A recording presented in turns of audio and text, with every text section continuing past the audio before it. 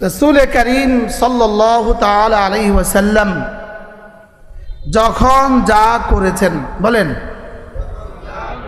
যখন যা যেভাবে করেছেন তখন তা সেভাবে করা, এটার নামই শরীয়ত, এটার নামই তরিকত, এটার নামই হাকিকত, এটার নামই মারিফাত। এই জন্য আমাদের তাবলিগী সাথীরা একটা কথা বলে, জিকিরের উদ্দেশ্য হার হালতে আল্লাহ তাআলার ধ্যান ও খেয়াল পয়দা করা। কি বলে বলেন তো? এটা একটা শব্দ। নানাকে এখানে বসায় দেন, হুজুরকে এখানে বসায় দেন। একজন মানুষ তার জীবনের প্রতিটা মুহূর্তে, বলেন, একজন মানুষ তার জীবনের প্রতিটা মুহূর্তে এই কথা ভাবা যে এই মুহূর্তে আমার উপরে কি করণীয়, এটা জেনে এটা বুঝে সেই মতো জীবন চালানো, এটার নামই শরীয়ত, এটার নামই তরিকত, এটার নামই হাকিকত, এটার নামই মারিফাত, এটার নামই জিকির। বলেন, এটার নামই কি? বলেন, জিকির। এটার নামই জিকির। জিকির শুধুই সুবহানাল্লাহ জিকির নয়, শুধুই আলহামদুলিল্লাহ জিকির নয়, এগুলো জিকিরের হাজার ভাগের এক ভাগ, এগুলো জিকিরের অংশ। বলেন, এগুলো জিকিরের কি? বলেন, অংশ। তো অংশ বাদ দিলে তো কুল হয় না, মনে হয় বুঝেন না কথা। এগুলো জিকিরের কি? বলেন, অংশ। তো অংশ বাদ দিলে কোনোদিন কুল হয়? হ্যাঁ, কিছু বাদ দিলে পুরা হয়। এই জন্য আমাকে বোঝা উচিত, কুরআনে কারীমের দুটো শব্দ, দুই আয়াতে কারীমা আমি আপনাদের সামনে পড়েছি। قد أفلح من تزكى وذكر اسم ربه فصلى। ইমাম রাজি রাহিমাহুল্লাহ তাআলা তাফসীরে কবীরের মধ্যে লিখেছেন, একটা তাফসীর, একটা কওল, وذكر اسم ربه فصلى, তরজমা, জিকির করে যে, নামাজ পড়ে যে। বলেন, এবার আল্লাহ তাআলা বলেন এই লোকটা কামিয়াব হয়েই গেছে। জিকির করে যে, নামাজ পড়ে যে, বলেন, এই লোকটা কি হয়ে গেছে? এর একটা তরজমা তিনি লিখেছেন, ফাসাল্লা মানে জামাতের সাথে নামাজ, আর ওয়াযাকারা, যাকারা মানে হলো নামাজের পরের আওরাদে মাসনুনাগুলো, নামাজের পরে মাসনুন দোয়াগুলো হলো ওয়াযাকারা। তিনি বলেন যে এখানে তরজমাটা হলো যে নামাজ ইহতিমাম করবে আর নামাজের পরে মাসনুন দোয়াগুলো পড়বে, তা আল্লাহ তাআলা বলেন সে কামিয়াব হয়ে গেছে। এটা হাজারো তাফসীরের মধ্যে একটা তাফসীর। তাফসীরের মধ্যে কি? একটা তাফসীর। আরেকটা তরজমা হলো এটা শুধুই ঈদের নামাজ। এটা শুধুই কি? কারণ ঈদের নামাজের মধ্যে তাকবীরাত আছে। ঈদের মধ্যে কি আছে? তাকবীরাত আছে, তাকবীরগুলো আছে।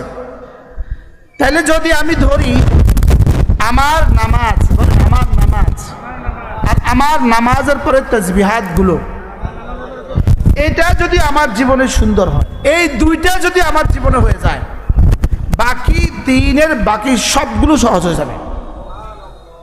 আল্লামা তাকি উসমানী দামাত বারাকাতুহুম তিনি বলেন, প্রত্যেক নামাজের পরে যে তাসবিহগুলো আছে, প্রত্যেক নামাজের পরে যেই মাসনুন দোয়াগুলো আছে, এই প্রতিটা দোয়া হলো সরাসরি আল্লাহ তাআলার পক্ষ থেকে দেওয়া বান্দার হেফাজতের তাবিজ। কি বলছে বলেন? আল্লাহর পক্ষ থেকে বান্দার জন্য হেফাজতের তাবিজ। মুয়াত্তা মালিকের মধ্যে একটা হাদিস আছে, প্রত্যেকটা দোয়া এগুলো রাসূল নিজে থেকে পড়েছেন বলে আমাদের কাছে মনে হয়, লেকিন কোন দোয়াই রাসূল নিজে থেকে পড়েন নাই, এগুলো সবগুলোই জিবরিল রাসূলকে শিখিয়েছেন। জিবরিল রাসূলকে কি করেছেন বলেন? না হয় কোন দোয়া আকল রাসাই হইতো না এই শব্দগুলো বলার, এই শব্দগুলো বলার কি হইতো না। এমনকি প্রতিটা সুন্নত আল্লাহর নবীকে জিবরিল হাতে কলমে শিখিয়েছেন। মেসওয়াক, যেমন ধরেন মেসওয়াক, মেসওয়াক এটাকে স্বয়ং জিবরিল শিখিয়েছেন। এটা ধরবে কিভাবে, এটাকেও জিবরিল শিখিয়েছেন, এটাকেও জিবরিল শিখিয়েছেন।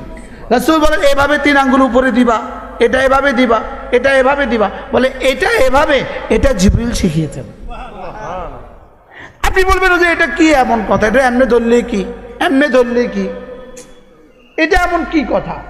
না, কথা হলো আমার রব দেখছেন, আমার রাসূল যা বলেছেন, রাসূল যা করেছেন, ও তা করে কিনা।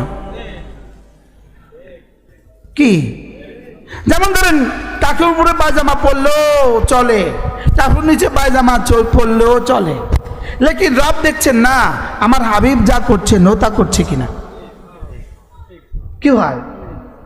হাকিমুল উম্মত মুজাদ্দিদ মিল্লাত আশ-শাফাঈ আল্লাহু মারকাদা তিনি বলেন, কোন মানুষ যদি ঘরে ঢুকলো, ঘরে ঢুকে দেখলো বাচ্চা কাঁদে, স্বাভাবিক এই মানুষ এখন বাচ্চা কোলে তুলে নিবে।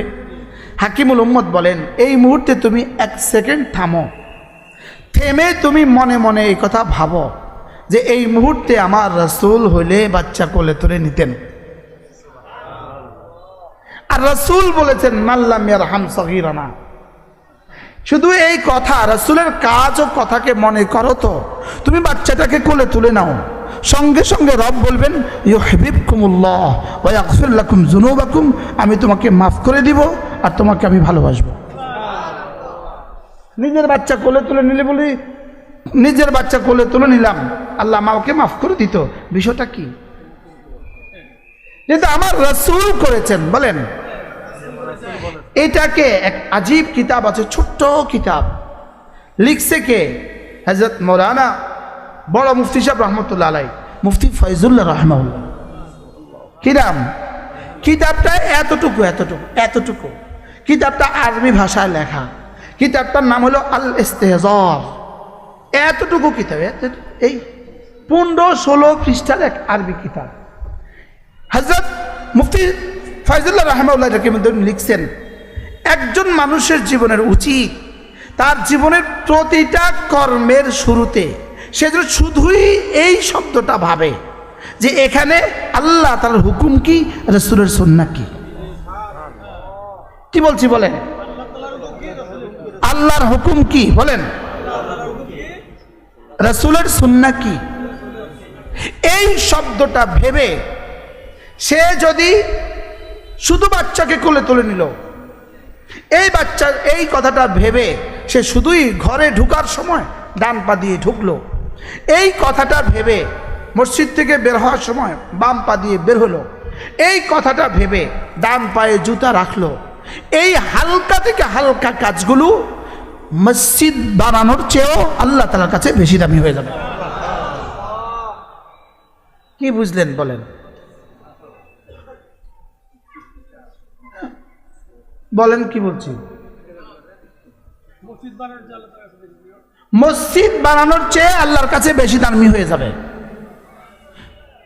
এই জন্য এক কিতাব আছে ইবনে মাজাহ, এটার একটা হাসিয়া আছে, আল্লামা আহমদ আলী চাহরানপুরী রাহমাহুল্লাহ লিখা হাসিয়া। এটার মধ্যে তিনি একটা কথা লিখছেন, বাবু ইত্তিবাই সুন্নাহ। এই বাবের অধীনে হাসিয়ার মধ্যে একটা কথা লিখছেন, আল ইদখালু রিজলিল আইমান, ইদখালুর রিজলিল আইমান ফিল মসজিদ আফদালু ইলাল্লাহ মিন বিনাইল মসজিদ। সুবহানাল্লাহ বলেন। মসজিদে ডান পা দিয়ে ঢুকা, বলেন আল্লাহ তাআলার কাছে, মসজিদে ডান পা দিয়ে ঢুকা আল্লাহ তাআলার কাছে মসজিদ বানানোর চেয়েও শ্রেষ্ঠ। সুবহানাল্লাহ বলেন। কি বলছি বলেন?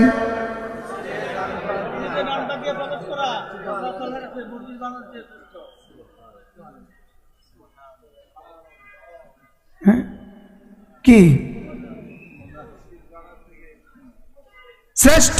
কি কেন? ডান পা দিয়ে ঢুকা যে সুন্নত। সুবহানাল্লাহ বলেন। আর মসজিদ বানানো যে নফল।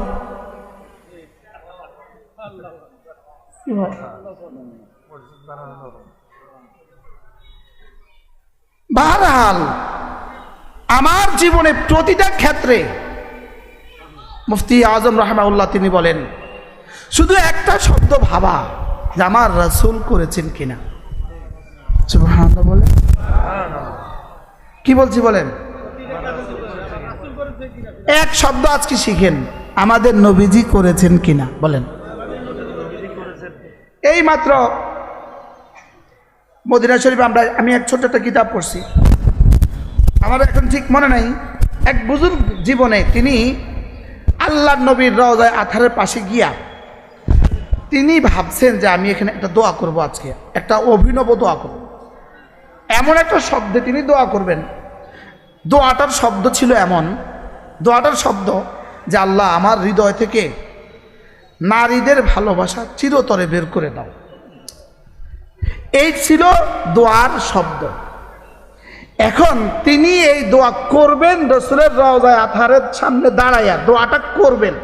এমন সময় ভাবলেন, আচ্ছা আমি এই দোয়া করতে চাচ্ছি, রাসূল জীবনে করেছেন কিনা। এই কথা বলে তিনি এই দোয়াটা করেন নাই। সুবহানাল্লাহ বলে, শব্দটা কি ছিল? নারীর মহাব্বত আমার হৃদয় থেকে কি করে দাও, বের করে দাও। লেকিন এই শব্দের সাথে সাথে কি মনে হয়েছে, আমি যে এই ফাইজলামিটা করতেছি এটা রাসূল করছেন কিনা। তো সাথে সাথে মনে হলো না তো, কোনো হাদিসের কিতাবে তো এমন দোয়া নাই, আমি করব কেন, করেন নাই। এবার তিনি বলেন, এরপর থেকে আমার স্ত্রী ছাড়া বাকি পৃথিবীর সমস্ত আজনবী মহিলা আমার সামনে এমন হয়ে গেছে যেন একটা গাছ। কি আপনি খেজুর গাছের দিকে কয়বার তাকাবেন? আপনি মোটরসাইকেল চালায় যেতেছেন, পাশে একটা খেজুর গাছ আছে, কয়বার তাকাইছেন? করে গাছ আছে, কয়বার তাকাইছেন? বুঝতে পারছি না, আমি করে গাছের দিকে তাকাইতাম দিতাম, এটার দিকে কেউ তাকায় না, এটার দিকে তাকাবার দরকার হয় না, এটার দিকে তাকাবার জন্য দুই যোগ্যতা নাই। ওটা আপনার চোখকে খিচে না, ওটা আপনার চোখকে আকর্ষণ করে না, আর আপনার হৃদয় আপনার চোখকে ওদিকে যেতে দেয় না। মনে হয় বুঝেন নাই? গরু একটা যত সুন্দরী হোক আপনি কয়বার চান? মনে হয় বুঝেন নাই? আর বেডি একটা যত কালোই হোক আপনি কয়বার চান? 1000 বার। এখানে তিনটা জিনিস একসাথে কাজ করে। ওই বেটির চেহারার মধ্যে আল্লাহ তাআলা আপনার দৃষ্টিকে খিচার মতো একটা প্রলেপ লাগিয়ে দিয়েছে। 2 নাম্বার আপনার চোখে দৃষ্টিশক্তির চাহনি দিয়ে দিয়েছে। 3 নাম্বার আপনার দিলে শাহওয়াত দিয়ে দিয়েছে। এই তিনটাকে একসাথে যোগ্যতা দিয়া এবার বলে খবরদার তুই তাকাস না। সুবহানাল্লাহ বলেন। এই তিনটার একটা যদি ছুটে যায় আর আপনি যদি না তাকান, তিনটার একটা ছুটে গেলে আপনি তাকাবেন না, তাহলে এই না তাকাবার দ্বারা কোনো নেকি হবে না। মনে হয় বুঝেন না?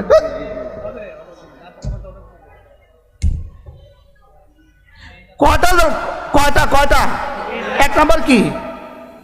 ওই বেডি হয়েছে 120 বছরের বুড়ি, কিচ্ছু নাই, আপনি কিন্তু তাকাইলাম না, বেশি একটা সওয়াব হবে না। এবার আপনি অন্ধ, তাকাইলেন না, বেশি একটা কি হবে না।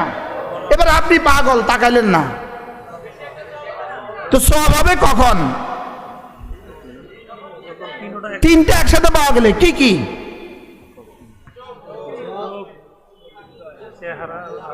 আরে বেটির চেহারা সুন্দর,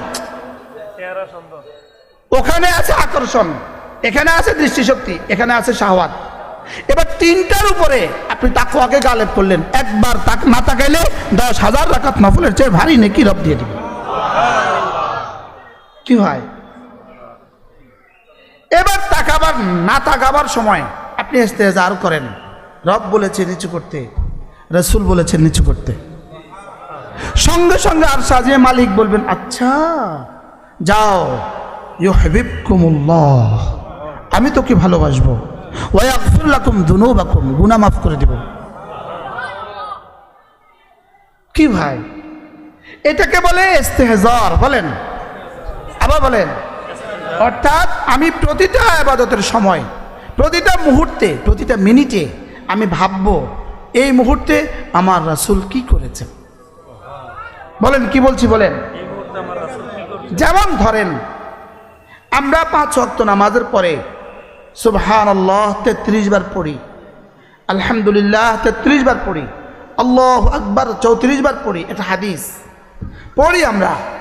এই সময়টা পৃথিবীতে আর যত ইবাদত আছে সমস্ত ইবাদতের চেয়ে এই সময় এটা পড়ার দাম বেশি। হাত্তা এমনকি কোরআন কারীমের তেলাওয়াতের চেয়ে দাম বেশি। রাখেন এমনকি তাওয়াফের চেয়ে দাম বেশি।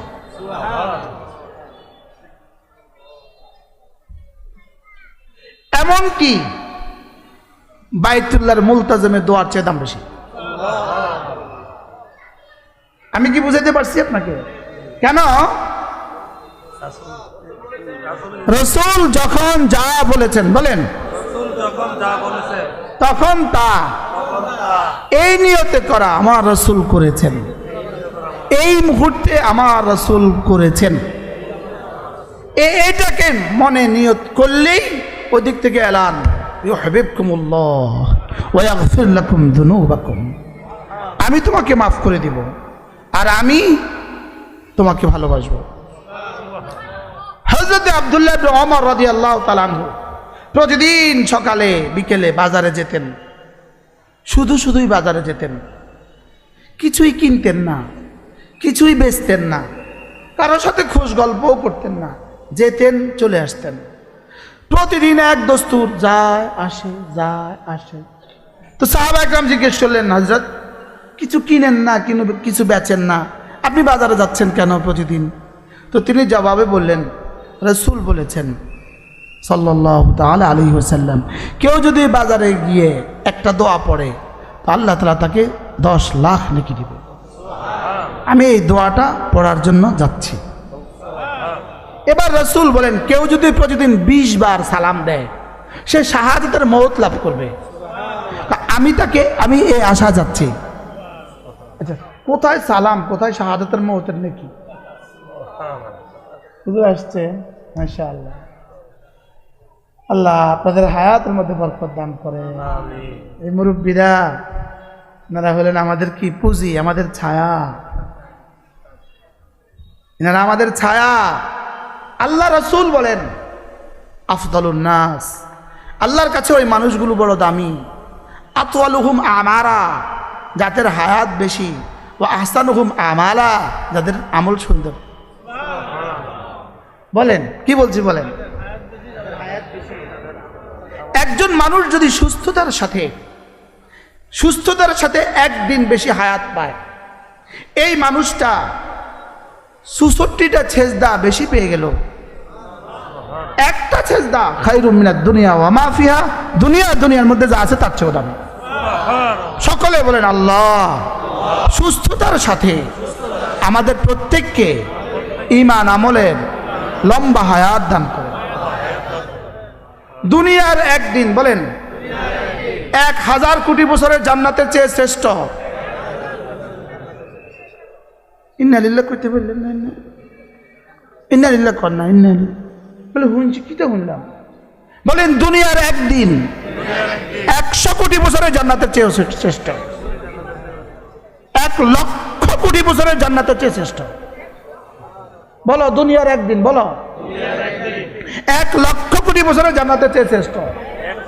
কোন একদিন? যে একদিন 5 ওয়াক্ত নামাজ জামাতের সাথে হয়। বলেন কোন একদিন, বলেন কোন একদিন? যে একদিন কিছু না কিছু তেলাওয়াত হয়, যে একদিন কিছু না কিছু জিকির হয়, যে একদিনে কোনো গুনাহ হয় না। সুবহানাল্লাহ বলেন।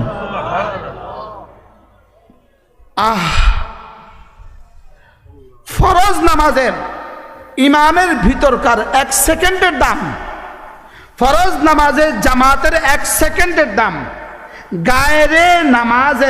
গায়রে ফরজ নামাজের ওয়াক্তের 70,000 কোটি বছরের চেয়েও শ্রেষ্ঠ।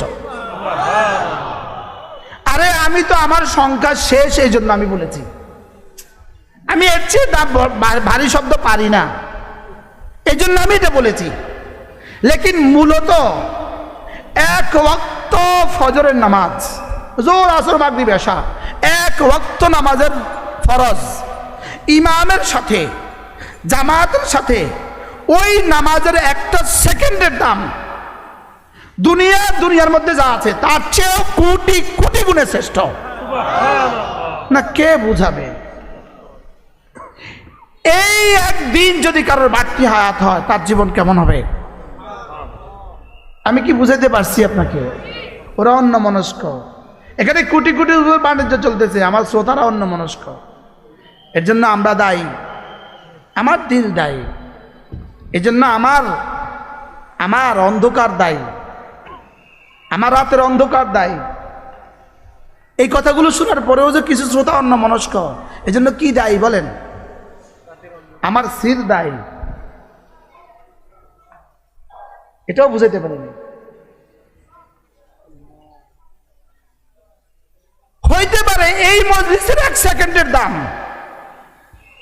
কোটি কোটি দুনিয়ার চেয়ে শ্রেষ্ঠ হইতে পারে। কি হইতে পারে? পারে না বলেন? এই মজলিসগুলো আছে বলে বাংলাদেশ আছে। শুধু বাংলাদেশ নয়, এই মজলিসগুলো, এই মসজিদগুলো, এই মাদ্রাসাগুলো, এই কালেমা, এই আমার আজান, আমার জিকির, আমার কালেমা আছে বলে সূর্য উঠে সূর্য ডুবে। আপনার যদি বিশ্বাস না হয় তা আপনারা আমার কি করার আছে? এজন্য মেরে ভাই, রাসূল যখন যা করেছেন, বলেন রাসূল ডান পায়ে জুতা পরেছেন, রাসূল বাম পায়ে জুতা খুলেছেন, বাম পায়ে বাথরুমে ঢুকেছেন, ডান পায়ে বাথরুম থেকে বের হয়েছেন, জামাতে ডান হাত আগে দিয়েছেন, খোলার সময় বাম হাত আগে খুলেছেন। একটা একটা পুরস্কার। ইউহিব্বুকুমুল্লাহ ওয়া ইয়াগফির লাকুম যুনুবাকুম। রব আমাকে ভালোবাসবেন এবং আমার গুনাহ মাফ করে দেবেন। কি আপনি বলবেন যে এইটা বুঝি কথা? ডান পায়ে হাত দিলে বুঝি গুনাহ মাফ হয়? ডান কি বলে, ডান জামাতে ডান আগে হাত দিলে বুঝি গুনাহ মাফ হয়? না, এটার জন্য মাফ হয় না। মাফ হয় আমার বন্ধুকে তুমি ভালোবেসে আমার বন্ধু যা করেছে সেটা করেছো। কি বলছে বলেন? আমার বন্ধুকে ভালোবেসে। আমার একটা বন্ধু আছে, আমার একটা কি আছে বলেন? আমার একটা বন্ধু আছে। তুমি আমার বন্ধুকে ভালোবেসে আমার বন্ধু যা করেছে তা করেছ। বলেন আমাদের এই দাড়ি, ইউহিব্বুকুমুল্লাহ ওয়া ইয়াগফির লাকুম যুনুবাকুম, আমাদের এই মুখ ছোট করা পুরস্কার। পড়তে পারেন না উলামা ইকরাম? তাকরারের দ্বারা দিলে বসবে। হ্যাঁ, ইউহিব্বুকুম ওয়া ইয়াগফির লাকুম। এই আমাদের এই চুলের এই ডিজাইনটা আমরা কেমন? তিনলেই সুবহানাল্লাহ কইছেন, বেশি সুন্দর লাগে না, লেকিন ইউহিব্বুকুমুল্লাহ ওয়া ইয়াগফির লাকুম যুনুবাকুম। আর সুবহানাল্লাহ বলেন।